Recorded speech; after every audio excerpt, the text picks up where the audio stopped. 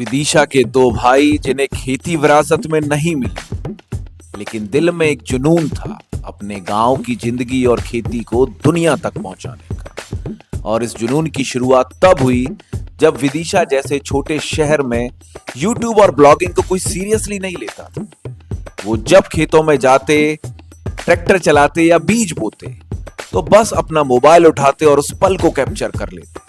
शहर छोटा था तो लोगों के रिएक्शन भी अजीब रहते, लेकिन उन्होंने अपने जुनून को अपनी मेहनत से जोड़ा और धीरे धीरे वो छोटी सी शुरुआत बदल गई एक बड़े सपने में। वो सफर जो विदिशा की मिट्टी से शुरू हुआ, आज पूरे भारत के किसानों तक पहुंच गया। आज वही दो भाई विनोद और प्रमोद प्रजापति बन चुके हैं इंडिया के one of the top farm bloggers. उनकी कहानी सिर्फ यूट्यूब की कहानी नहीं है, ये कहानी है मेहनत की, हिम्मत की और उस जज्बे की जो छोटे शहर से निकलकर बड़े मंच तक पहुंचता है। आज मैं बैठा हूं उसी ट्रैक्टर पे जो उनके शुरुआती दौर का साथी रहा और आज भी उनके सफर का एक इंपॉर्टेंट हिस्सा है। एक ऐसा सफर जो विदिशा शहर से स्टार्ट हुआ और न केवल पूरे भारतवर्ष बल्कि विदेशों तक भी पहुंचा। तो आज इस एपिसोड में हम मिलेंगे उन दो भाइयों से, जानेंगे उनकी कहानी उन्हीं की जुबानी और उन्हीं के ऑफिस में। तो चलिए चलते हैं, देखते हैं कैसे विदिशा के दो भाई बने इंडिया के one of the top farm bloggers.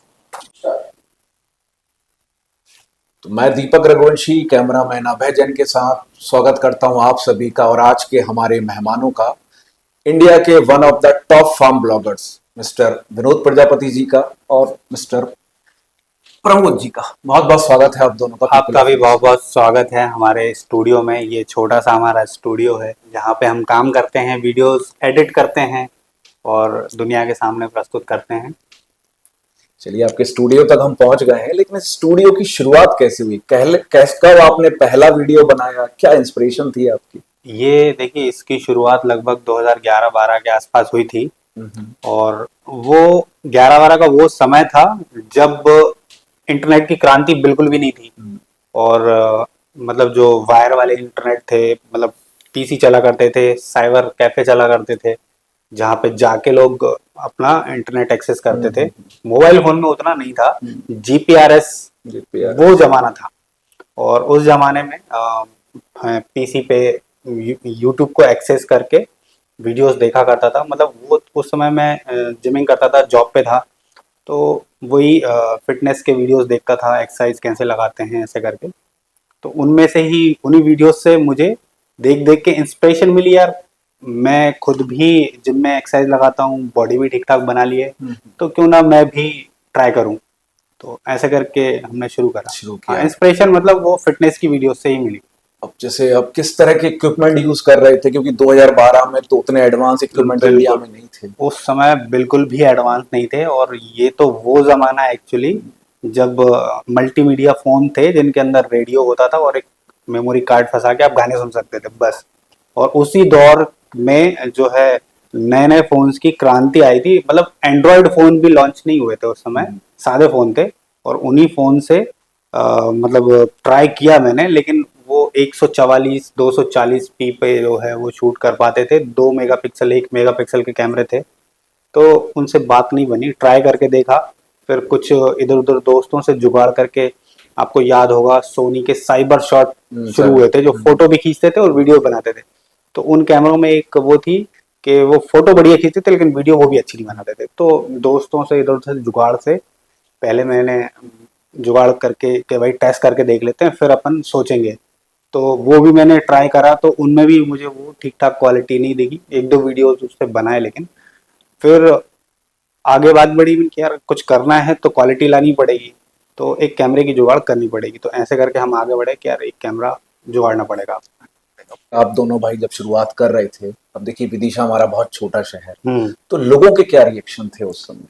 यार ये कहानियां बड़ी इंटरेस्टिंग है, बड़े वाहियात रिएक्शन थे। मतलब लोग बेवकूफ समझते थे हमको कि क्या बकवास है ये, क्या कर रहे हैं, सेल्फियां लेते रहते हैं, फोटो लेते रहते हैं, वीडियो लेते रहते हैं। मतलब एक तरह से हम शुरुआत थी। देखो मुझे दूर दिख रहा था, दूर का अपना एम दिख रहा था तो मैंने उन चीज़ों को खैर इग्नोर करा, और मतलब लोगों की नज़र में हम तमाशमीन और मदारी टाइप के लोग थे, भीड़ से इकट्ठा हो जाती, जहाँ शूट कर रहे हैं वहाँ पे तमाशा बन गया, है ना। क्योंकि हाँ, हम अपन शूट कर रहे हैं, लोग आते जाते टोक रहे हैं, कमेंटबाजी कर रहे हैं, तो बहुत दिक्कत आई। घर वालों ने कैसे सपोर्ट किया? देखो, शुरू में हमें समझाने में थोड़ी सी समय तो लगा, हफ्ते 2 हफ्ते लगा कि हम कुछ अच्छा ट्राई कर रहे हैं, समझो इसको, आगे इसका फ्यूचर अच्छा है। तो घर वाले समझ गए और फिर बढ़िया से उन्होंने सपोर्ट करा, आज तक करते हैं। मतलब ऐसा सपोर्ट करा कि मुझे नहीं लगता कि किसी साधारण फैमिली में कोई और करेगा जैसा हमारे माता पिता ने किया। पापा का सपोर्ट सबसे बेहतरीन रहा है। आप हमारे पुराने वीडियो देखेंगे ना, क्या आया था उसमें पापा का बहुत सपोर्ट था, क्योंकि मुझे भी साथ में काम करना होता था, ट्रैक्टर भी चलाना होता था, सब काम पुराने वीडियोस में दिख जाएंगे हमारे पापा। तो उसमें है ना, वो कभी अब जैसे कुछ काम करना है अपने को, और अपन उसी समय कैमरा लेके बैठना है या फिर फोन लेके बैठना है कि हमें शूट करना है, तो भाई पहले जो सामने काम पड़ा है वो करो आप, क्योंकि उस समय उससे कुछ आपको मिल तो नहीं रहा है। जी बिल्कुल। लेकिन अगर उस समय पापा ने हमें सपोर्ट करी है और वो काम में कि नहीं ये करो, तो ये बहुत बड़ी बात है, क्योंकि अगर उस समय वो सपोर्ट नहीं करते तो शायद आज हम यहाँ पे यहाँ तक नहीं पहुंच पाते। आपने शुरुआत कर ली थी, लोगों के रिएक्शन को हैंडल करना स्टार्ट कर लिया था, फैमिली से भी अच्छा खासा सपोर्ट था। तो पहला वायरल वीडियो कब हुआ आपको, जब आपको कॉन्फिडेंस मिला कि नहीं मैं इस दुनिया में कदम बढ़ा सकता हूँ? तो पहला वायरल वीडियो तो काफी लेट हुआ था, और उसके बीच में हमने बहुत लंबा समय स्ट्रगल में गुजार चुके थे। मतलब मैंने सुना है ना आपको कि 2011-12 से कहानी शुरू हुई, तो पहला वायरल वीडियो हमारा लगभग 2016-17 में हुआ था। हाँ, फार्मिंग का ही हुआ था। नहीं नहीं नहीं, पहला फार्मिंग का नहीं हुआ था, सॉरी। जैसे हमारे 2 पेज हैं, है ना, प्रमोस लाइफ और विनोद रिव्यू, एक किसान मित्र। तो जैसे मैंने बताया ना कि 2011-12 में मैंने शुरुआत की थी। ये जो पेज है, ये विनोद प्रजापति फिटनेस के नाम से मैंने शुरू करा था, जहाँ फिटनेस वीडियो डालता था। शुरुआत आप जिम कर रहे थे और वहीं से था। फिर उसके बाद एक और घटना घटी कि वो, अब मैं वीडियो पे व्यू नहीं आ रहे थे, डिमोटिवेट हो गया और छोड़ छाड़ के थोड़ा सा फिर काम पे ध्यान दे दिया। तो इसी बीच में वीडियोस तो मैं देखता ही था, इंस्पिरेशन मिलती थी, तो मुझे यूट्यूब पे ही कहीं से वीडियोस सामने आए जिसमें बहुत सारे फार्मासिस्ट थे जो मेडिसिन की इंफॉर्मेशन देके वीडियोस बनाते थे।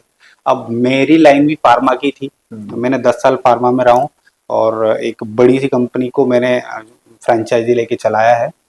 तो उस समय जो है मुझे लगा कि मैं अपनी ही जो है कंपनी की जो प्रोडक्ट हैं, जो मेडिसिन है, उनको अगर मैं बताऊंगा कि ये किस किस काम में आ सकती हैं, आप बिना डॉक्टर की सलाह के भी इनको ले सकते हो, छोटे मोटे अगर कोई प्रॉब्लम आ रही तो आप इजीली ले सकते हो, तो ऐसे करके उनके रिव्यू करना शुरू करा हमने।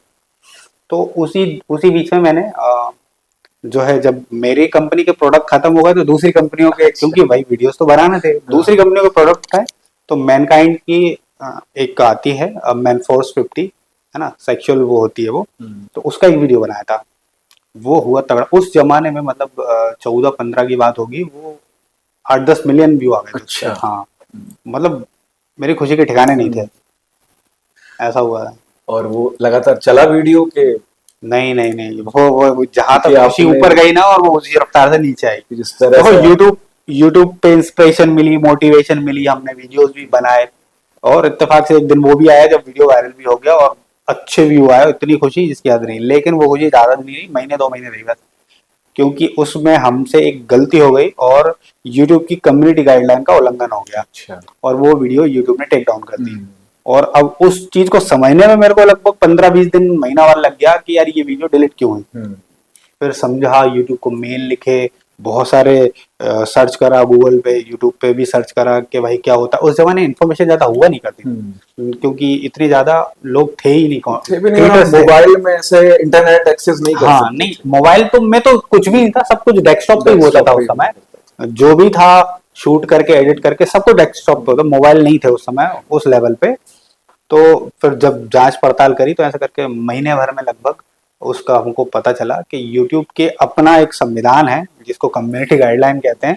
उन्होंने अपने एक रूल बना रखे हैं, और वो हर 4-6 महीने में उन रूल में चेंजेस भी करते रहते हैं, कम ज्यादा करते रहते हैं। तो उसमें से उस एक रूल का उल्लंघन होने से वो टेक डाउन हो गई। तो आपने एक फिटनेस चैनल की बात करी, तो वो अभी कंटिन्यू है या फिर अभी आप कौन से चैनल? नहीं, मैंने बताया ना कि जब 2011-12 में शुरू करा था, तो वो फिटनेस चैनल मैंने विनोद प्रजापति ब्लॉग बनाया था, तो सॉरी फिटनेस, तो उसको जो है रीनेम करके फिर मैंने विनोद फार्मासिस्ट किया, सेम चैनल को। Same channel. हाँ, और मैं एक चीज बता दूं, उस समय पे अभी जैसे यूट्यूब की जो चलता है ना कि 4000 घंटे वॉच टाइम कंप्लीट करो, आपको भी करना है, 1000 सब्सक्राइबर करो, उसके बाद आपका चैनल रिव्यू के लिए जाएगा, देन मोनेटाइज। हमको ऐसा कुछ नहीं करना पड़ा था। अच्छा। तो इस पेज के लिए रेडी मिला था, आप डालो आपकी अर्निंग शुरू। उस समय इस तरीके से मोनेटाइज ही मिला था, ऐसा ही था जमाना वो। पर आपको गाइडलाइंस फॉलो करनी पड़ेगी। हाँ, गाइडलाइन तो करनी पड़ेगी ना, वो अब ये बात अलग है आपको पता नहीं है। हाँ, तो हमको वो मिला था, और जैसा मैंने बताया कि उस समय मैंने वीडियोस डाले फिटनेस के, और उसके भी पहले ये था कि खेती पे कभी कभी जाते थे तो कुछ शूट करके और रैंडमली डाल देते थे। तो उसके भी पहले मैंने ऐसा करके 12-15 वीडियो डाल रखे थे खेती के, जो कि वो भी पड़े हुए थे साथ में, है ना। तो अभी लेकिन यहाँ तक पता है, जब तक वो वीडियो टेक डाउन नहीं हुई मुझे ये नहीं पता था कि इन वीडियोस पे पैसे भी मिलते हैं। अच्छा। हाँ, मुझे देखना ही नहीं आता था एक्चुअली।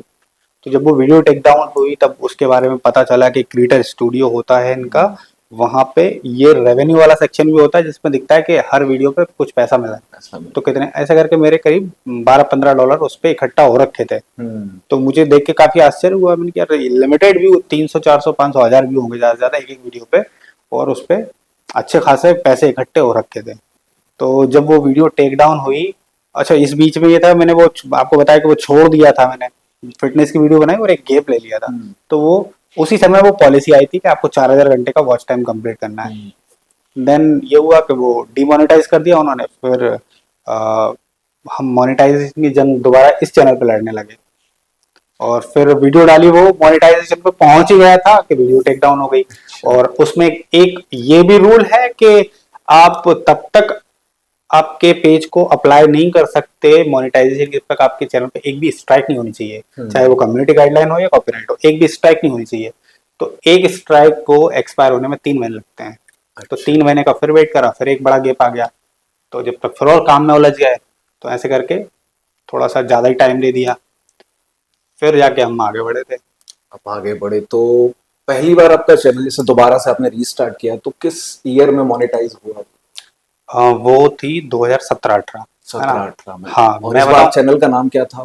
इस बार जो है फाइनल जो है नाम रखा था विनोद रिव्यू एक किसान मित्र। अच्छा। हाँ, जो आज भी है। आज भी? हाँ, मैंने अभी तक लाइफ में 3 ही बार नाम चेंज करा है। मतलब पहला जो सबसे पहला रखा वो, फिर उसके बाद फार्मासिस्ट, देन विनोद रिव्यू एक किसान मित्र, जो आज भी है, तीसरा नाम है ये। उसके अलावा मैंने कभी नहीं करा, और तब से अभी तक वही है। और प्रमोद भाई का जो चैनल है आपने 2018 में स्टार्ट किया, और लेकिन आज उसके 10 मिलियन से भी ज्यादा 10 मिलियन प्लस है। 10 मिलियन। तो आपने बहुत कम स्पैन में ही, कम टाइम में ही एक बहुत बड़ा अचीवमेंट कर लिया। चलिए, अब जैसे आप उस समय की बात कर रहे हैं जब नए नए यूट्यूबर आ रहे थे, जब लोगों को लग गया था कि इससे भी एक अपना करियर बना सकते हैं, तो आप जब वीडियो बना रहे थे तो जनरली हम ट्रेंड को फॉलो करने की कोशिश करते हैं कि भैया अब जैसे एलविस यादव ने ये बना दिया, फलाने ने ये बना दिया, तो हम भी उसी ट्रेंड पे बना लेते हैं। तो आपने भी कभी उसको फॉलो करने की कोशिश की, या फिर अपने कंटेंट आपने ओरिजिनली रखा? नहीं, ये देखो ऐसा है कि एक दूसरे को देख के इन्फ्लुएंस होते हैं लोग, और हम उस जमाने से स्ट्रगल कर रहे हैं जब ये जो आप बड़े बड़े नाम ले रहे हो ना, एलविस यादव, भुवन बाम, ये इनको मैंने जीरो से देखा है। मतलब शुरू से मैं इनको मतलब सर्च तो करते ही थे, इनकी वीडियो तब देखी, ये पार्क में जाके प्रैंक कर रहे होते हैं। और भुवन बाम तो एक छोटे से कमरे में एक आईफोन लेके वीडियोस बनाया करता था, उस समय से मैं उसको देख रहा हूँ। तो ऑब्वियस बात है कि अब देखता था तो उनसे इंस्पायर हम भी हुए, लेकिन चूंकि एक्टिंग आती नहीं है, अपन ओरिजिनल फेस हैं, तो मैंने कुछ लोग जमा किए कि भाई अपन कुछ ऐसा शुरू करते हैं, मैं कहानियां भी लिखूंगा, एडिट भी करूंगा, सब आपको डायरेक्शन भी करूंगा, कि अपन शुरू करते हैं। तो हमने आई थिंक 2017-18 में ही एक D9 फिल्म करके भी चैनल शुरू किया था, जिसपे करीब 8-10 शॉर्ट फिल्में बनाई थी हमने, और उसमें से एक थी कलुआ की प्रेम कहानी, वो काफी वायरल हुई थी, उसके 2 एपिसोड आए थे। हमें करना ही चाहते थे, जैसे आज ही हो रहा है ना कि बुंदेलखंड साइड के हाँ, काफी फेमस लोग हैं। नीचे मतलब जो ग्राउंड लेवल की वीडियो दिखा रहे थे, उस तरह की वीडियो हम 18 में दिखाना चाहते हैं। हाँ, हमारी सोच थी कि हम हमारी जो नेटिव लैंग्वेज है, जो बोली है, उसको हम उसको आप बढ़ावा दें, उसको हाँ, हाँ, जो गांव में देसी भाषा होती है ना, उस तरह की हम वो फिल्म बनाना चाह रहे थे, लेकिन उस समय ऐसे एक्टर नहीं मिले। और जो क्या है कि अपन उनसे बोलाना चाह रहे हैं कि भाई आप देसी बोलो, लेकिन वो देसी नहीं बोलना चाह रहे हैं, वो बोलना चाह रहे हैं थोड़ा हम कैमरे के सामने स्टैंडर्ड उसमें बोलना चाह रहे हैं। तो भाई स्टैंडर्ड उसमें बोलने वाले काफी अपने को देसी चाहिए, नेचुरल कि चाहिए। हमारा बेसिक कॉन्सेप्ट ये था कि हम हमारी जो देहाती लैंग्वेज है ना यहाँ की, अपने विदिशा क्षेत्र की, हम उसको प्रमोट करें, लोग जाने कि हमारे तक कैसे बातचीत करते हैं। हम वो बोलना चाहते हैं, जैसे कि किसी को बोला कह रे कितने जा रहा हो, हाँ इतिया, हाँ एक रैप्टा दंग ऐसे करके बहुत हैं, बहुत घर आ रहा हो आजकल। तो वो हमारी जो डायलॉग थे वैसे ही लिखे थे, लेकिन क्या जो हमें एक्टर्स मिले वो भोपाल से मिले। अच्छा। तो हाँ, उनके बस की थी नहीं, विदिशा में उस तरीके एक्टर होते ही नहीं है। तो गाउन से वो बंदे पकड़ना वो तो बहुत ही मुश्किल हो गई, और जो हम एक्टर्स लेके आए, अब वो भोपाली तो बढ़िया बोल लेते थे, कहाँ किधर जा रहे हो, हाँ तो वो तो बोल लेते थे, लेकिन वो अपनी भाषा को एडॉप्ट करने में बहुत दिक्कत आई, तो हम ज्यादा उस पर स्ट्रगल कर नहीं पाए। एक्टर्स की कमी सीरियसली लेते भी नहीं थे हम, हाँ, लोग इतना सीरियसली लेते हैं। तो आज 10 तैयार हो जाएंगे, उस समय एक नहीं मिलता था। एक नहीं मिलता था। ये बनता तो था। फाइनली आपने अपनी फार्म ब्लॉगिंग पे ही स्विच किया, क्योंकि वो आप काम भी कर रहे थे। नहीं, ये तो हम पहले ही करते थे, पर फार्म ब्लॉगिंग पहले ही करते थे। कंप्लीटली आपने फिर फोकस वहीं पे, हाँ, फिर इसके बाद में ये सब छोड़ ये दिया, सब आपने अपना मन डाइवर्ट करना छोड़ दिया। तो हाँ, अब यहाँ वहाँ जो भटक रहे थे, हाँ इधर उधर देख के डाइवर्ट करना बंद कर दिया, लोगों से इन्फ्लुएंस होना बंद कर दिया, और इन्फ्लुएंस करना शुरू किया, और सिर्फ फार्म ब्लॉगिंग पे ध्यान दिया। फार्म ब्लॉगिंग पे ध्यान दिया। हाँ। तो जैसे अब आप फोकस कर चुके थे फार्म ब्लॉगिंग पे, तो सिल्वर बटन कब आई, जो एक पहला इसकी हमारा बड़ी धांसू कहानी है इसकी, बताएं सिल्वर बटन की। एक्चुअली पता है कि ये हम आज जो 10 मिलियन हम लेके बैठे हैं ना, वो जो प्रेरणा मिली थी ना, वो सिल्वर बटन की वजह से मिली थी। ठीक है, हमने शुरू कर दिया, एक डिसेंट सा अमाउंट भी हमारे पास आने लगा, लेकिन वो जो चाह थी ना, वो प्रमोद को क्लिक हुई थी। प्रमोद भाई बोले यार भैया ये चीज तो चाहिए, हाँ यही चाहिए मेरे को। तो कभी हमने वो उसके पीछे पड़ गए, वो तो मेहनत को ना नेक्स्ट लेवल पहुंचा फोकस किया, हाँ, ना कभी नहीं। फोकस किया, सिर्फ है ना, सिर्फ बस इसको ही ये focus किया। सबसे पहली वो जो जंगी ना ये वाली, इसके लिए हमने मेहनत की थी। और इसके लिए भी ना पहले प्रमोद भाई के चैनल पे आई। हाँ, ये तमोस लाइव पे आई थी सबसे तो पहले। ये करीब मुझे लग रहा है 2018 में शुरू किया, तो 19-20 में कब आई? अरे ये 18 में ही आ गई होगी, यही महीने, एक दो महीने में ही आ गई थी। 1-2 महीने में ही आ गई हाँ, थी। जब हमने ठाना कि ये चाहिए ना, तो मुश्किल से 2 महीने लगे होंगे हम पर आपको 7 साल एक्सपीरियंस था, वैसा नहीं था आप नए नहीं थे। नए नहीं थे, हमें अनुभव था। मतलब फर्स्ट पेमेंट अगर अपन बोले तो उसके अगले महीने में ही आ गई थी। अगले महीने में आप आने में टाइम लगा था, लेकिन कंप्लीट अपन उस पोजीशन ये टारगेट हमने अचीव कर लिया था अगले महीने। आपके चैनल पर भी है, गोल्ड बटन भी है, और अभी शायद अब 10 मिलियन हो गए तो डायमंड आने वाला है, या बीच में आपको दिखेगा वो। चलिए अगली बार ये आएंगे जगह तो खाली डायमंड रखी के देखेंगे। बहुत बढ़िया। अब जैसे आपका ये YouTube का सिलसिला चल रहा था, लेकिन उस समय हैकिंग, स्ट्राइक आना, एक दूसरे के चैनल को ब्लैकमेल करने ऐसे भी शब्द सुने थे हमने। नहीं, सही सुना है आपने। वो क्या और कहानी है? आज के जमाने के जो इन्फ्लुएंसर्स हैं, वो अवगत भी नहीं है इस चीज से कि उस समय के जो क्रिएटर्स हैं, उन्होंने इस समस्या को भी फेस किया है। ये बहुत बड़ी समस्या हुआ करती थी, खास करके पाकिस्तान हो गया, रशिया हो गए, ऐसे अगल बगल की जो जो हैकिंग टाइप के, जो मतलब बदमाश टाइप के जो है ना, वो ये सारी एक्टिविटी इन्हीं देशों से हुआ करती थी। और इतने यूट्यूब चैनल हैक हो रहे थे, आप आज भी सर्च करेंगे ना तो आपको 5-6 साल पुराने लोगों के वीडियोस भी मिल जाएंगे। तो लोग एक दूसरे को अपनी अपनी जानकारी शेयर करते थे कि पासवर्ड्स ऐसे रखो, वैसे रखो। उस समय इस पर ये 2 स्टेप ऑथेंटिकेशन भी नहीं हुआ करता था, सिर्फ पासवर्ड प्रोटेक्टेड था। तो वो जमाना था। और फिर जैसे कि आपको पता है कि मोनेटाइज होता है ना, तो एक एडसेंस अकाउंट क्रिएट करना पड़ता है। तो जब जो वीडियोस चलती हैं उसमें व्यूज आते हैं, तो आरपीएम, सीपीएम, क्लिकबेट होते थे, है ना, मतलब पर वीडियो पे कितने क्लिक हो रहे हैं, तो क्लिक से हिसाब से, जैसे 100 क्लिक हो रहे हैं तो फिर अब कंटेंट के आपके किस लेवल का है, तो अब यूट्यूब डिसाइड करता था एडसेंस के माध्यम पे उस पर ऐड कितने दिखाने हैं, है ना। तो वो जो है काउंट होते थे, जिसको अपन आरपीएम और सीपीएम से काउंट करते थे। तो मुझे जब जैसे क्लिकबेट होते थे ना, तो पता चल जाता था। तो फिर क्या करते थे, मतलब वो जो ब्लैकमेलिंग होती थी ना वो ऐसे ही होती थी। आपके जो है क्लिक बेट कर दिया, ठीक है ना, आपका सीपीएम बढ़ गया, वो 9% से ज्यादा बढ़ता है ना, तो वो फिर आपका तुरंत चैनल सस्पेंड। तो उस समय उन्हीं चैनल को टारगेट करते थे जो बड़े बड़े अच्छे लेवल पे अच्छे पहुंच लेवल रहे पे थे, थे, हाँ। है ना, और उनको वो धमकी देते थे कि आप ये हमें इतने डॉलर का आपके साथ हुआ कभी ऐसा? हाँ हमारे साथ हुआ है। उस समय सुनना बहुत- चाहेंगे उस कहानी को भी? और बहुत इंटरेस्टिंग है, हमारे साथ हुआ था ये। और ये एक पाकिस्तान का ग्रुप था वो, जो हमको टारगेट किया उन्होंने।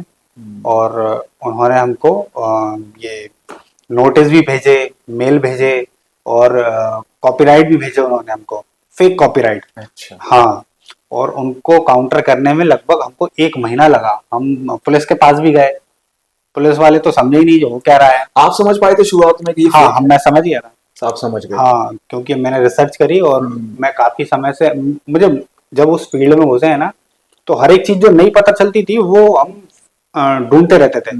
मतलब हर एक चीज अगर कुछ सामने आ रही तो उसके बारे में हमको पता होना चाहिए, ये हमारा शुरू से ही रहा है। शुरू से। आज भी कोई नई चीज सामने आई है तो पहले हम उसको जानने में ही दिलचस्पी देते हैं। तो उस पे मैंने बहुत काम किया, करीब हफ्ते 10 दिन में उसको मैंने समझ लिया कि ये लोग फेक हैं, इनका धंधा यही है, ऐसे ही काम करते हैं। तो ऐसे करके मेरे से उस समय $5000 की फिरौती मांगी गई थी। आप पुलिस के पास गए? हम पुलिस के पास गए, और इत्तेफाक से पुलिस विभाग में मेरा एक दोस्त भी हुआ करता था उस समय, जो अभी यातायात पुलिस में है। किस सन की बात कर रहे हैं? ये बात होगी 2019 की। 2019 19 की बात। कोरोना से पहले की बात कर हाँ, रहे हैं? कोविड से बहुत पहले की बात है। कोविड तो आई थिंक 2020 हाँ 2020 के मार्च अप्रैल से शुरू हाँ। हुआ। तो ये शिकायत हम करने गए तो बोले जब कुछ हुआ ही नहीं है मामला, तो भाई अपराध होगा तब तो पुलिस कार्रवाई करेगी। अब वो समझ ही नहीं पा रहे थे हम इस पर रिएक्ट कैसे करें। पुलिस वाले इस चीज को समझने को स्वीकार नहीं कर रहे हैं। साइबर सिक्योरिटी होती है उस जो समय अलग पे से नहीं साइबर थी, सेल? उस समय पे साइबर सेल इतना एक्टिव नहीं था, मतलब होते थे वो, मतलब थोड़ा अलग लेवल था उनका, वहां तक पहुंचना ही मुश्किल था। और उनको भी समझाना मुश्किल था उस समय पे, क्योंकि ऐसे केसेस आते ही नहीं थे सामने। आते भी नहीं थे। क्यों, जैसे कि क्रिएटर्स भी थे ना, हाँ जानकारी, और यूट्यूब पता पे नहीं थी। बहुत कमी होगी विदिशा में तो। नहीं नहीं थे ही नहीं। थे ही नहीं। हाँ, तो और ऐसे केसेस तो ना के बराबर होते थे, और जैसे पहुंचते भी थे ना लोग, ये इस तरह की ठगी होती थी तो वो लोग ध्यान नहीं देते थे, क्योंकि उनकी नजर में भी मामले नए थे। मैंने अपने दोस्त को बताया कि ऐसा ऐसा हो रहा है, वो इतने और $5000 मांग रहा है। तो वो $5000 को $5000 समझ रहा था। अच्छा। हाँ, तो कहले दे दो, खत्म करो। उनकी मालूम भी कितने होते हैं, 5 लाख हो जाएंगे। कह लगा मुझसे तो कह दिया, अब और किसी पुलिस वाले से मत कहना, नहीं तो इतने इनके देने पड़ेंगे। अच्छा। फिर वो सॉल्व हो पाया इशू? नहीं, वो पुलिस से तो नहीं हुआ सॉल्व, वो हमने ही अपने एफर्ट्स लगा के उसको सॉल्व करा था। और लगभग 1 महीना लगा उसको सॉल्व करने में। तो चलिए, जैसे आपने 2011-12 से शुरुआत की, एक बेसिक इक्विपमेंट से शुरुआत की, धीरे धीरे आप अपना मेहनत लेवल सब बढ़ाते गए, इन सब प्रॉब्लम्स को भी आपने हैंडल किया, पर आप आज यहाँ तक पहुंच गए। तो आप यूट्यूब को या एक सोशल मीडिया को कहें, अपने अंदर क्या बदलाव देखते हैं, जो बदलाव उसने दिया आपको, चाहे वो फाइनेंशियली हो, सोशली हो, जैसे भी जो भी बदलाव ऑब्वियस बात है, जब कोई भी नई चीज अपन एडॉप्ट करते हैं तो वो परिवर्तन उसमें स्वयं में भी होते हैं, और वो आपके अंदर भी परिवर्तन लेके आती है। तो यूट्यूब ने हमें सोशली भी बहुत मतलब परिवर्तन लेके आया है, और ऑब्वियस बात है कि हम को पहले से ही पता था, तो इसमें फाइनेंशियली भी उसने बहुत कुछ किया है। ये बिल्कुल छुपाने वाली बात है ही नहीं। तो अभी तक आपका सफर आपके हिसाब से बहुत बढ़िया रहा? हाँ, काफी बढ़िया सफर रहा। जैसे आप जो वीडियोस बनाते हैं, जो किसानों को, बाकी लोगों को जो इन्फॉर्मेशन नॉलेज प्रोवाइड करना चाहते हैं, उससे क्या बदलाव देखा आपने लोगों की जिंदगी में, किसानों की जिंदगी में? ये बहुत बेहतरीन सवाल पूछा आपने। एक्चुअली मेरे दिमाग में भी था कि इस विषय पे आपको बताऊंगा जरूर। देखो मैं आपको बताऊं, सवाल लोकल के यहाँ के कुछ लोगों को शायद वो अच्छा भी ना लगे, लेकिन जिन लोगों पे ये हुआ है, जिनकी लाइफ में ये बदलाव आया है, वो जरूर इस चीज को समझें। हाँ क्योंकि हम कोई काम करते हैं, उससे अगर बदलाव ना आए तो बिल्कुल हमें भी बिल्कुल। मोटिवेशन नहीं मिलता। नहीं, जब देखो ये चीज की शुरुआत हुई ना, पहले तो हमने यूट्यूब को सीखा, उस पे हमारा पैशन था कि हमको काम करना है, वीडियोस बनाने हैं। लेकिन मेरा दिमाग में एक था कि, मतलब शुरू से ही रहा है, मतलब जब मैं स्टडी करता था स्कूल कॉलेज में, तब से ही था कि यार अपने को कुछ ना कुछ अपने देश के लिए करना है। लाइक ऐसा कि नाम कुछ लोग याद रखें, है ना। वो था कि पहले था कि मैं दिमाग में स्कूल में था कि यार मैं मिलिट्री में जाऊंगा, पर लगा नहीं एयरफोर्स में जाएंगे, ऐसा करके मतलब कुछ ना कुछ सबके दिमाग में चलता है। तो जब हम इस लेवल पे पहुंचे, हम क्या कर सकते हैं? तो मैंने पता क्या पाया, जब हम 15 16 17 के आसपास थे, कि उस समय पे जो जैसे कि आप एक ऐसे परिवार से हो जो आपके पिताजी खेती करते हैं, आपके पास पैतृक खेती भी है ना। अब उन्होंने अपने खेती के ही पैसे से आपको शहर पढ़ने भेजा, आपने स्कूल पास आउट कर लिया, कॉलेज में आ गए। बहुत सारे बच्चे ऐसे जो स्कूल 12th कर लिया, बहुत सारे बच्चे ऐसे जिन्होंने कॉलेज कर लिया। अब पता है वो उन बीते सालों में उनके अंदर एक ऐसा एटीट्यूड पैदा हो जाता है, वो उनको शर्म आती है खेती करने में। उनको ऐसा लगता है खेती ऐसा काम मैं करूंगा, यार मैं इतना पढ़ लिखा हूँ। वो है ना, उस समय के हिसाब से देखें ना तो 10 12 15 हजार की नौकरी करना पसंद कर रहे थे, लेकिन खेती करना नहीं पसंद कर रहे थे। तो उस समय हमने अपनी जो लाइफस्टाइल दिखाई ना, अपने वीडियोस के माध्यम से और डिटेल में बताते थे, तो उससे इतने लोग मोटिवेट हुए, मुझे इतने बेहतरीन बेहतरीन कमेंट लिखे, मेल लिखे लोगों ने, मतलब उनको पढ़ के ना मजा आ जाता है। आप पढ़ोगे ना तो कहोगे हाँ वाकई आप सच कह रहे हो। बहुत सारे लोगों ने धन्यवाद दिया कि भैया आपकी वीडियोस देख के आज मैं अपनी नौकरी छोड़ के खेती कर रहा हूँ और उससे ज्यादा बढ़िया कमा रहा हूँ। भाई ट्रेडिशनल खेती जो आप कर रहे हो, अगर उससे आप कुछ आधुनिकीकरण करोगे, ऑब्वियस बात है आप इनकम को ग्रोथ कर पाओगे। जितना आप अच्छा खेती में करोगे उतना पैसा कमाओगे। आपने कमेंट्स की बात की, तो कभी कोई ऐसा कमेंट आया आपकी वीडियो पे जिसको पढ़ के आपको एकदम मजा ही आ गया हो कि भाई मजा आ गया आज?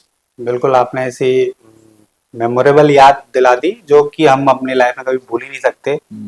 कि 2018 में एक ऐसा कमेंट आया था, वो यूएस से आया था। अच्छा। हाँ, वो कमेंट हम दोनों भाई कभी नहीं भूलेंगे जिंदगी भर, कि इस फील्ड में रह के मतलब किसी व्यक्ति ने समय निकाल के हमारे लिए इतना बड़ा लेख लिखा था वो कमेंट सेक्शन में, जिसको इंग्लिश में पढ़ो, हिंदी में पढ़ो, ट्रांसलेट करके आपको मजा आ जाएगा।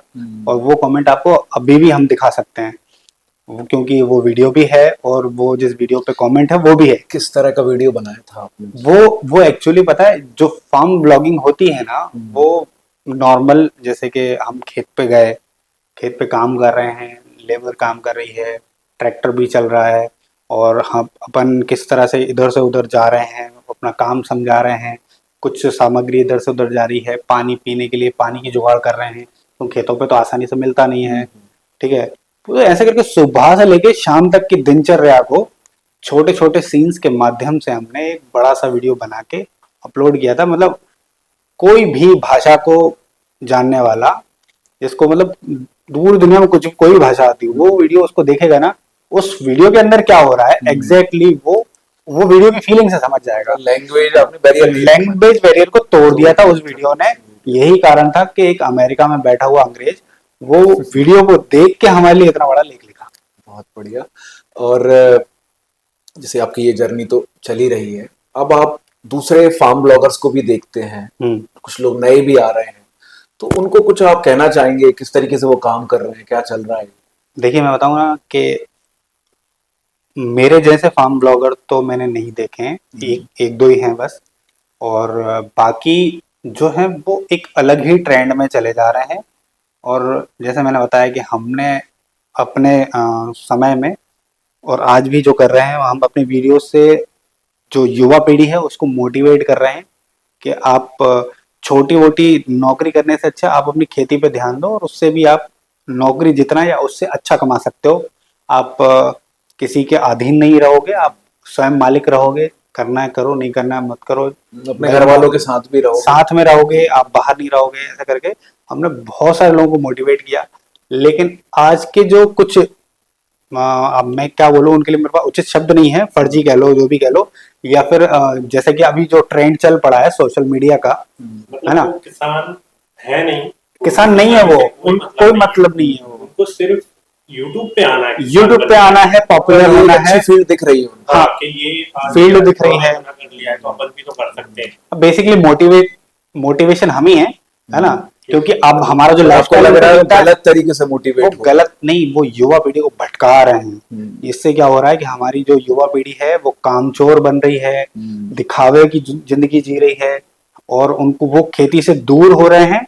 लेकिन वो ट्रैक्टर में इंटरेस्टेड हैं, ट्रैक्टर्स में, मतलब मैं बात कर रहा हूँ ऐसे लोगों की जो ट्रैक्टर मॉडिफिकेशन स्टंट्स कर रहे हैं और उससे मतलब निर्दोष लोगों की जानें जा रही हैं, नुकसान भी हो रहे हैं।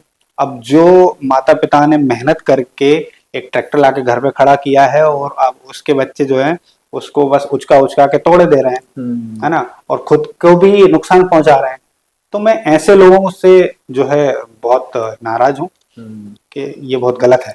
क्योंकि यूट्यूब पे आप जो कर रहे हो, जो आपकी दिनचर्या है, आप वही दिखाओ तो ज्यादा अच्छा है। उसके माध्यम से कोई नॉलेज आप देना चाह नॉलेज रहे हैं। जाती है। क्योंकि हमने आपके वीडियोस देखे हैं तो जनरली आप अपना काम ही कर रहे अब हो, आपको ट्रैक्टर आप अपना में पूरा कोई काम knowledge कर नहीं रहे है। हो, साथ इसको वीडियो के फॉर्म में दिखा भी रहे हो। एग्जैक्टली। ट्रैक्टर में कोई नॉलेज नहीं है, खेती में आपको कोई नॉलेज नहीं है और आप आ गए हो और ट्रैक्टर के बारे में जानकारी दे रहे हो क्योंकि उस पर व्यूज अच्छे आ रहे हैं, या खेती में आ गए हो जबरदस्ती, तो वो एक सिर्फ यूट्यूब के लिए वो गलत है। ये है कहने का मतलब। और आपने एक बार बताया था अभी मुझे बीच में कि आप पैसे के लिए नहीं आए थे इस नहीं। फील्ड में, आपको अच्छा लगता था, हाँ। वो जर्नी सपना बड़ा ये होता शुरू गया। से। जो काम करते थे वही दिखाया हमने, बाकी ऐसा नहीं कि यूट्यूब पे जो करते थे वही दिखाया, लोगों को अच्छा लगा तो हमने और बनाया, और उसमें धीरे धीरे मोटिवेट होते गए कि लोगों को क्या पसंद आएगा, उस तरह से हम आगे बनाते चले गए। अब चलिए, ये तो बात की हमने उस तरह के क्रिएटर्स की जो आपको पसंद नहीं, पर जो अच्छे से अपना काम कर रहे हैं क्रिएटर, लेकिन अभी शुरुआत की है उन्होंने, उनको क्या मैसेज देना चाहेंगे अपने एक्सपीरियंस के बेसिस पे आप? देखिए, सबसे पहली बात तो पसंद नहीं है, पसंद है नापसंद वाली कोई सवाल ही नहीं है। हर एक क्रिएटर जो काम करता है, मेहनत करता है, मैं उसकी मेहनत को बिल्कुल सराहता हूँ क्योंकि हर एक, आप जैसे आप अपनी पॉडकास्ट कर रहे हैं, इसमें एक टीम काम कर रही है, इतना सारा रिसर्च होता है, तो मेहनत हर जगह होती है और उसकी मेहनत के लिए उसको सराहना मिलनी चाहिए। लेकिन मुझे दिक्कत उस चीज से है कि आप जो काम कर रहे हो उससे समाज में गलत मैसेज जाता हो, है ना। आप काम ऐसा करो कि मतलब कोई भी काम आप करो तो कोई टोक ना पाए, या फिर आपके काम से इंस्पायर होके कोई गलत काम ना करे। मेरा कहने का सब तात्पर्य इतना ही है कि आप, ठीक है, आपको पैसे कमाना है, आपको नाम कमाना है, शोहरत कमानी है, लेकिन उसका मतलब ये नहीं कि हम और अपने आगे जो हमें देख के, जिनसे हम आगे जाएंगे, हम उनको कुचल के चले जाएं, हाँ, उनका भविष्य खराब कर दें। वो मैं थोड़ा उसके खिलाफ हूँ बस। और बाकी रही बात इसकी कि मतलब जो अच्छा काम करते हैं, ऑब्वियस बात है उनका भविष्य अच्छा है और वो एक नए समाज का बढ़िया निर्माण करेंगे। तो आप अच्छे मैसेज जाने आप चाहिए। किस तरीके से देखते हैं इस बात? मैं इस तरह से देखता हूं कि जो आजकल क्रिएटर है वो सिर्फ व्यूज और पैसे के लिए यूट्यूब पे आ रहे हैं, ना तो उनको ट्रैक्टर चलाना आता है, ना उनको फार्मिंग से कोई मतलब है, ट्रैक्टर के बारे में कोई उन्हें जानकारी भी नहीं है, लेकिन उनको सिर्फ एक ही चीज दिख रही है, व्यूज और पैसे। उसके लिए वो इस फील्ड में आ रहे हैं और इस फील्ड में है ना, उनको कोई नॉलेज नहीं है, फिर भी वो जबरदस्ती में अपनी दुकान चलाना चाहते हैं। ये फील्ड हम अलग भी कर रख लें, फिर जो नए लोग आ रहे हैं जो अच्छा कंटेंट भी बना रहे हैं, अब देखिए आप डायमंड बटन लेके बैठे हैं, मतलब डायमंड बटन तो आपकी आ रही है, गोल्ड बटन आ चुकी है, उनको क्या आप मैसेज देना चाहेंगे, मोटिवेट करना चाहेंगे?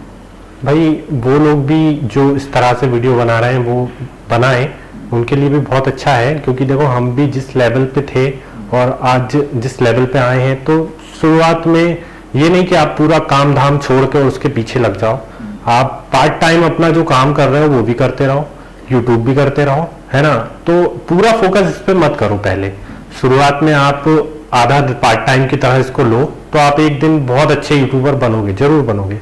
लेकिन अगर इस पे मेरे को एक बात याद आई, मैं बोलना चाह रहा था, इसके पहले मैं भूल गया था कि हमने जैसे कि कभी भी यूट्यूब को हमने एज अ पैशन फॉलो किया है शुरू से ही, 2012 से ही, और हमने कभी पैसा हमारे दिमाग में आया ही नहीं कि हम ये काम पैसे के लिए कर रहे हैं।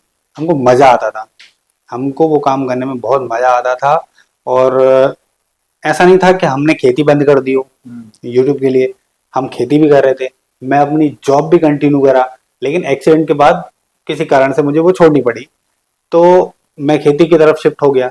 लेकिन अपने कामों को पहले मैंने महत्व दिया है, उसके बाद मैं समय निकाल के यूट्यूब के लिए काम करता था। तो मैं आने वाले, जैसे आपने बोला ना कि युवाओं के लिए क्या मैसेज है, यही है कि भाई आप अपना काम पहले करो, फिर जो समय बच रहा है ना जिसमें आप आवारागर्दी करते हो, वो समय आप यूट्यूब को दे दो या किसी भी मीडिया प्लेटफॉर्म को दे दो। सफलता मिलती जाए, आप अपने काम को कम कर बढ़ाते जाओ, दूसरे हाँ, काम को कम करते करते जाओ। जाओ। लेकिन आज आप जो एक अच्छा खासा काम कर रहे हो, जिससे आप एक बढ़िया खासा कमा रहे हो, उसको छोड़ के और आप यूट्यूब पे आते हो, तो ये बहुत गलत है। एग्जैक्टली होता क्या है, यूट्यूब पे सफल नहीं हुए तो आपका वो काम भी गया, और आप यूट्यूब पे भी सफल नहीं हुए तो आप तो रोड पे आ गए। चलिए आप लोगों से आज का आखिरी सवाल, क्या मैसेज देना चाहेंगे आप हमारे व्यूअर्स को जो लोग इस वीडियो को देख रहे हैं? देखिए मेरे हिसाब से आखिरी मैसेज तो कुछ नहीं होता है, एक अच्छा मैसेज होता है जो कि लोगों के कानों तक पहुंच जाए और उस पर वो अमल भी कर लें। तो बेसिकली जो लोग इस फील्ड को ज्वाइन करना चाहते हैं वो बिल्कुल शौक से आए, स्वागत है आप सबका। लेकिन सबसे पहले, जैसा कि मैंने बीच में भी कहा था, कि आप जो काम कर रहे हो ना उसको छोड़ के मत आना। जैसे कि आप कोई जॉब कर रहे हो, आप कोई दुकानदारी है, आपने मतलब कोई जब आ रहे हो तो पहले किसी से इन्फ्लुएंस होता है व्यक्ति, कोई क्रिएटर को देखता है, उसके लाइफस्टाइल को देखता है, कार से घूम रहा है और मतलब लग्जरी लाइफ, तो वो टोटल इन्फ्लुएंस हो जाता है और फिर वो सोचता है मैं भी यही करूंगा, तो ऐसे करके वो आना चाहता है। लेकिन मेरा कहना है आप आओ, लेकिन आप अपना जो काम कर रहे हो ना उसको छोड़ के मत आओ, उसको साइड बाय साइड चलने दो, थोड़ा सा समय निकालो और इस पे थोड़ा थोड़ा समय दो। आप जैसे जैसे सफलता के नजदीक आते जाओ उधर से कम करो और फिर पूरी तरह से इस पे शिफ्ट हो जाओ। ऐसे नहीं कि उसको बंद करके आ गए अपन ठंडन गोपाल हो गए, खर्चे के भी तंग हो गए, वो गलत है। पहले आप अपने मेन काम पे फोकस दो ताकि आपकी जेब पे भारी ना पड़े और आप मेंटेन कर पाओ। हाँ, फिर धीरे से स्विच हो जाओ। मैं ये कहना चाहता हूँ कि आप है ना कॉपी मत करो किसी, भाई जो सब कर रहे हैं वो वैसा मत करो। भाई सबसे पहले तो आप जिस तरह की वीडियोस बनाना चाहते हो ना उसकी सबसे पहली वीडियो देखो कि उसने शुरुआत कैसे की थी, है ना। फिर जो भी आप करना चाहते हो, जिसमें भी आपका इंटरेस्ट है, उस काम के प्रति आप अपने काम के प्रति इतने ईमानदार रहो कि भाई मुझे ये करना है, तो आप है ना जरूर एक दिन सक्सेस होगे। हम अपनी वीडियोस, हमारी वीडियोस लगभग 8 से 10 मिनट 12 मिनट की होती हैं। आपको यकीन नहीं होगा सुनकर, उस 10 मिनट की वीडियो को रिकॉर्ड करने के पीछे हमारे पास कम से कम 3-3 4-4 घंटे का डेटा होता है। और ऐसे हम 10-10 मिनट की चाहें तो उसमें हम 40-50 वीडियो लाइन से बना के डाल दें, लेकिन हम उस 3 घंटे के कंटेंट को 2-3 दिन शूट करने में लगाते हैं और करीब 10 से 15 दिन एडिट करने में लगाते हैं, तब जाके एक फाइनल वीडियो निकल के आती है। अगर हम उसको टालने पे आ जाए ना तो हम रोज के एक वीडियो डालते हैं, आज जो हम महीने में एक डालते हैं। तो पैशन बहुत जरूरी है। बिल्कुल। और पहले आप आके पैशन पहचानिए आप कि आप है भी नहीं, कि आप कर भी सकते हैं कि नहीं। हाँ, आप उस मतलब आप ठीक है आना चाहते हो, पहले ये भी देख लो कि हम कर भी पाएंगे कि नहीं। ऐसा नहीं कि 1-2 दिन आप मेहनत करो और बाहर निकल जाओ, क्योंकि ऐसा नहीं शुरुआत में आपके व्यूज भी आ जाएंगे और ये बटन्स भी आ जाएंगे, ऐसा नहीं, वो काफी दिनों के बाद आपका व्यूज आपको खुद कुछ लोगों के मोबाइल में जाके वो चलाना पड़ेगा। तो मैंने बनाया है, सब्सक्राइब कर लो, ये व्यूज ऐसा ही पता यही होता है। हमने भी यही किया था, एक ग्रुप बनाया, फेसबुक ग्रुप बनाया, दोस्तों ग्रुप बनाया, तो जो वीडियो आती थी उस पर शेयर करी, देखी, जो जिसको कोई दोस्त आया उसके फोन में चलाई, अपने हाथ से लाइक कर दी, सब्सक्राइब कर यार देख लिया। अगर ऐसे करके शुरुआत ऐसे ही होती है एक्चुअली। चिढ़ भी जाते हैं ये यार क्या कर रहा है यार, मेरे मोबाइल में चला है, या व्हाट्सएप पे अपन ने लिंक भेजी ना तो वो मना कर देंगे, भाई मुझे लिंक मत भेजना यार, मुझे नहीं है तेरी वीडियो में इंटरेस्ट। लेकिन आज वो जो लोग कहते थे उस समय, आज वो कुछ शर्मिंदा होते होंगे शायद कि यार मैंने उस दिन ऐसा क्यों बोला। तो चलिए, बहुत मजा आया आपसे बातचीत करके, बहुत बहुत धन्यवाद, आपने कीमती समय दिया। आपने आपका भी बहुत बहुत धन्यवाद जो समय निकाल के आप यहाँ आए। तो ये थे आज के हमारे मेहमान, विदिशा के 2 भाई, विनोद प्रजापति और प्रमोद प्रजापति, जो केवल ट्रैक्टर की स्टीयरिंग और खेत की मिट्टी तक सीमित नहीं रहे। इन्होंने अपना जुनून, अपना विजन, अपनी कहानी केवल भारत तक नहीं बल्कि विदेशों तक पहुंचाया और उन्होंने साबित किया कि विदिशा जैसे छोटे शहर से भी सपने सच किए जा सकते हैं, पर जरूरत है आपकी लगन, मेहनत और अपनी मिट्टी से जुड़े रहने की। आप देख रहे थे पीपल ऑफ विदिशा, क्योंकि अब छोटे शहरों की कहानियां केवल सुनी नहीं, महसूस भी की जाती हैं। फिर मिलेंगे नए एपिसोड में एक नए मेहमान, एक नए किरदार के साथ। सी यू, बाय बाय।